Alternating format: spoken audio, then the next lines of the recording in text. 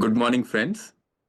I am Professor Sankalp Pratap from the School of Entrepreneurship at IIT Bombay and associated with the eYantra project lab. Today, I'll be sharing with you a format which is on your screen even as we speak, and I will just take you through it. It's a simple format which will help you in your ongoing submission that you are about to make in a few weeks' time to eYantra. The purpose of this particular format is that even at this early stage of your development of your project, you have an eye on the actual customer and the customer's needs so that whatever you make as it progresses, it has a real chance of becoming useful as the development process of the technology, the product, associated product that you are building, as it gets completed, it has a real chance of being adopted by the market. So let me begin by sharing what we have in mind. It's a fairly simple task, and this video should help you do that meaningfully for your submission. So I'll share the directions in sequence, the sequence of 1, 2, 3, 4, 5, which is on your screen right now. So all that you have to do is to prepare this one slide with 5 components, the 5 components that are in front of you, and I'll explain what exactly these are with an example. So in the very first box, which is at the center, you have to put a picture of the potential customer that you have in mind for the thing that you are developing, for the product that you are developing, for the solution that you are developing. You must be having already a potential customer in mind. Now, there can be multiple potential customer. For example, if you are making something, you might be making it for a young boy, but it might also be useful for a young lady, or it could also be useful simultaneously for an elderly gentleman. But what we are suggesting here is that you choose the most ideal potential customer and not all possible potential customers. So there is surely one segment of customer who is more ideal than any other customer to adopt your solution, your product. And we are asking you to identify that particular customer. And we'll take you as to how you are going to do that. Let's suppose you have a certain hypothesis and you work with that a particular kind of customer is the most ideal customer. Now, as you go through this, through this exercise, you might decide that, oh no, the second kind of customer was actually more ideal than the first one. I was overestimating the utility of my product for the first segment of customer. So let me move to the second one. So then you will leave the first one, move to the second one, and so on until the time you figure out which is the most ideal customer.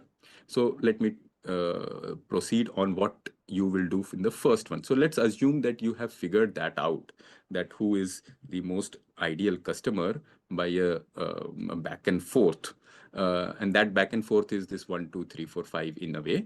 So you would put a picture of that customer, but not just a passport size picture. You would put a picture where the customer is actually carrying out some task, right? So and which task? The task which is going to be changed or improved because of your product. So not any task, say not like reading the morning newspaper, but doing a task where after your product gets developed and comes in, that task itself will undergo a change, right? So for example, if your product is going to help an elderly gentleman uh, get the slippers from the floor without bending.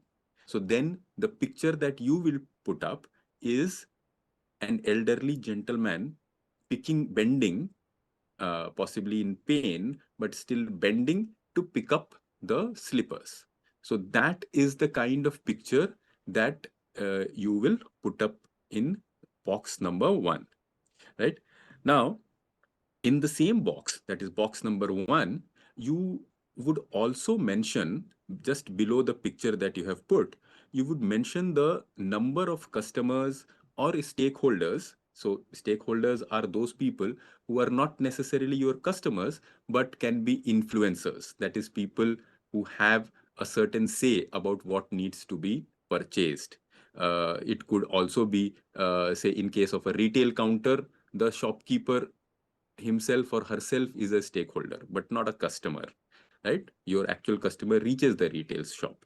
So you can get understanding about the customer not only by talking to the customer, but also to some stakeholders. So do mention the number of customers or stakeholders that you have talked to after receiving this communication from eYantra.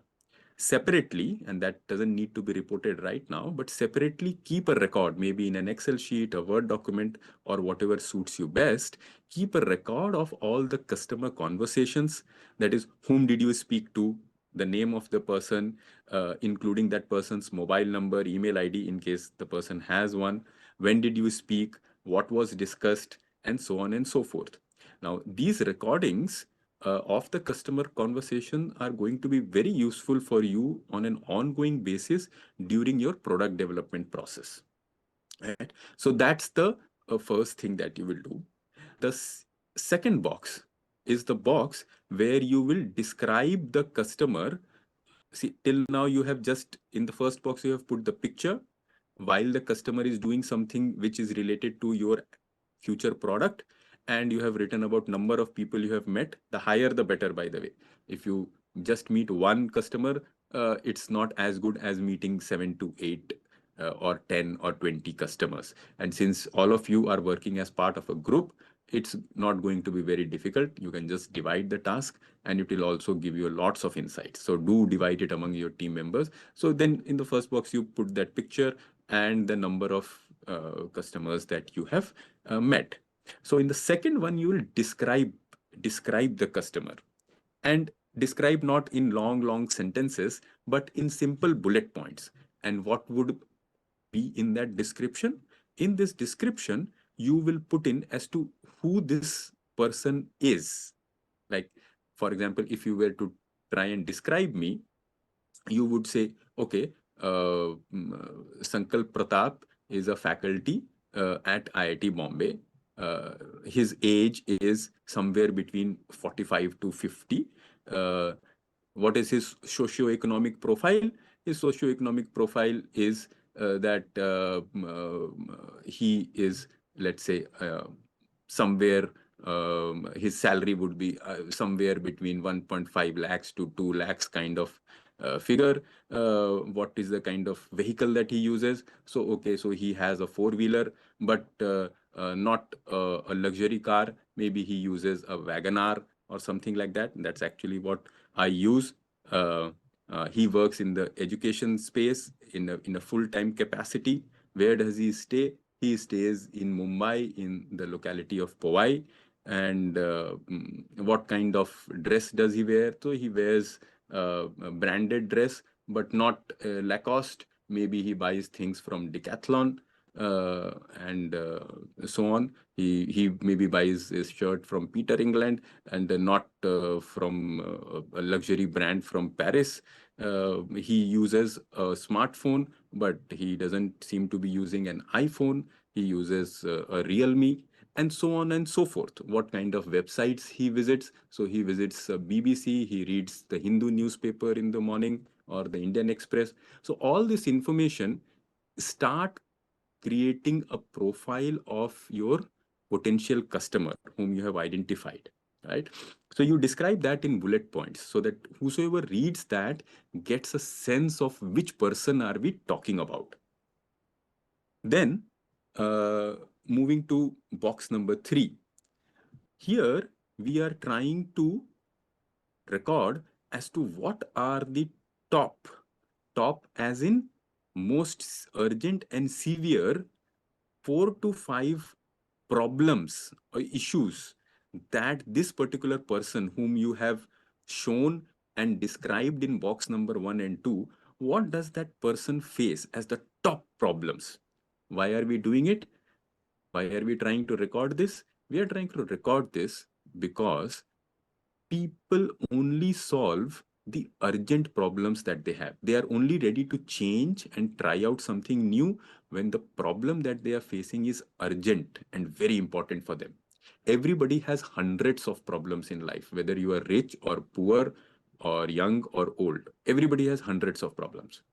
But if I give you a solution to your problem number 87, assuming that problems are ranked in order of importance, and the first most important one is given rank 1 and the least important is given rank 100, let's assume I give you a solution of your problem number 87.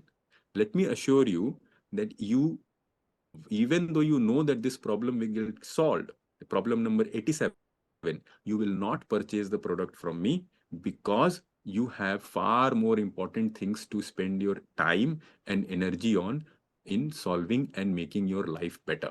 But if I give you a solution for your problem number 3 or problem number 2, that's when your hand will go into your pocket and you will give me the money. So that is why we want you to document the top 4 or 5 problems of this particular person whom you have already described. And remember, one of these problems should be solvable by your product in some way. In case that is not the case, then this is not the right customer. Then you need to go back, erase what you put in 1 and 2, and search for the right customer. So here the assumption is that you have figured out what the right customer is. So, and who is the right customer? Whose top, one of the top 4 or 5 problems I am going to be able to solve by my solution. That is the right customer, right? It's an urgent problem for that customer, and I am going to be able to solve it, right? So, for example, what could be the top problem for, say, somebody like me who is, let's say, age 47 years? So for somebody like me, I am at an age where my children would be of age 14, 15, 16. That's actually also the case. My parents would be in their late 70s. So, and I'm in the education industry. So my parents would be frequently not keeping well. My children would be preparing for their competitive exams. I would have many PhD students, so I would have to give them time continuously. There would be so many industry projects with me because I am at a certain age by which I have got some expertise, so I am able to get those projects. I also want to do those projects both to help my PhD students, to maybe also build up my savings, because I am not very far away from, say, retirement.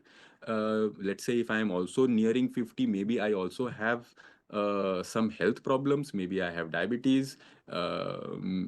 Maybe my knees are not that strong as they were when I was in my 30s. So these could be some of the problems which occupy my mind, right? You will only get to know when you talk to these people that what am I facing. Uh, so so if you have something which begins solving some of these, you can rest assured that I would be ready to pay you, right? So so you would document the top uh, 4 to 5 problems of this individual. Then coming to bullet point number 5, box number 4, here you will describe how your proposed solution, your product, service, how is it going to directly or indirectly solve one of the problems mentioned in box number 3.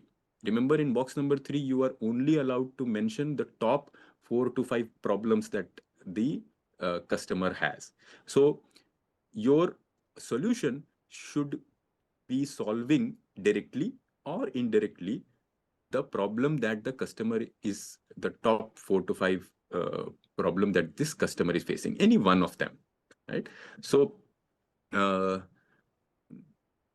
For example, if as a faculty, I am always short on time because of my age, as I just described, I have children, I have my parents, I have my PhD students, I have industry projects. So then maybe if your product is going to save my time by helping me evaluate my answers using an AI tool and is able to do it very quickly, then that is not solving my parents' health, that is not solving my children's problem, that is not solving my PhD students' problem and all of that, but it is saving time for me because I'm really troubled with time, as you could hear from my description. So then that is could be a relevant solution for me because I do spend a lot of time correcting answer scripts, and that takes away time from the other major problems that I have.